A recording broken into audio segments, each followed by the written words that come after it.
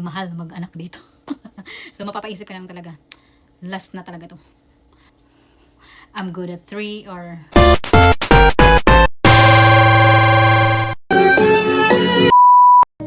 And I'll be gone, gone tonight. The ground beneath my feet is open wide. The way that I've been holding on too tight, with nothing in between. Ayan, 21 weeks this week. So, I'm excited. We're halfway na tayo. Kita na natin na ang bunga ng aming pagmamahalan. So, with that being said, pumunta kami last Monday. I have an anatomy scan. Para siyang yung schedule appointment ko is where in-ultrasound nila lahat, every parts of the body. Kung kamay ba kompleto, may tuhod, may puwet, alam mo na yun, lahat ng every parts of the body. And hindi siya mura. And kaya super helpful naman yung insurance ng aking husband.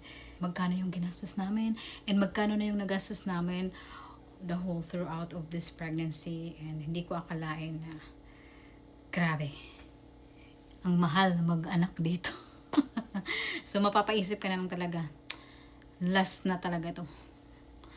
Pero sasabihin na naman nila, naku, wag ka magsasalita ng tapos kasi pag sinabi mong last, sigurado masusundan agad yan. Which is, nangyayari siya most of the time. Hindi pa 2 years old, wala pang 1 year old, just like what happened with my previous 2 kids. Magkasunuran lang sila. And it's because hindi kami nagbe-birth control. So right after this, we're gonna make sure na gagamit kami ng contraceptive pills or some other options na hindi ako mabubuntis agad. Kasi buntisin talaga ako. We are 10 siblings, 10 kami magkakapatid. Kaya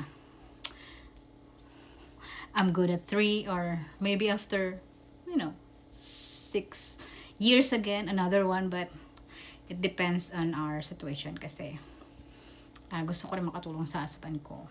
So there's so much going on right now.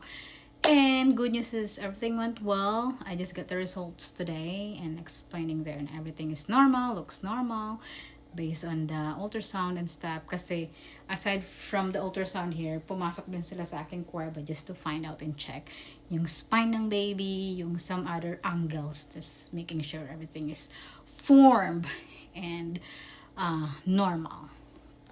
Ayan, so if-flash ko dito kung magkano na yung nagastos namin kasi ilang beses na rin akong sinugod sa emergency room kasi meron akong bleeding, meron akong spotting, and those spotting and bleeding is for me is not normal kasi previously wala naman akong ganong na-experience sa dalawa kong anak. Kaya dito, syempre, first baby ng aking husband and then stuff like that, worried, so making sure everything is okay. And nothing to worry about naman kasi yung insurance na meron kami is super helpful, super big blessings to us na hindi kami mag-worried na may babayaran kaming extra bills aside from the utility bills na binabayaran namin ngayon. And I am so grateful for that.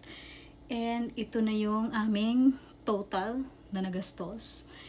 And guess what? Kung magkano binayaran namin? Wala. So I'm grateful, beyond grateful and blessed. And yun lang. So for the next update, follow, and then I'm excited for the very first time na iba-vlog ko yung panganganak ko in the hospital. And first time ko rin sa hospital, so I really want to document it. And since this is our first with my husband, so I thought about it. And we'll keep you posted. Thank you. Don't forget to follow along. Bye.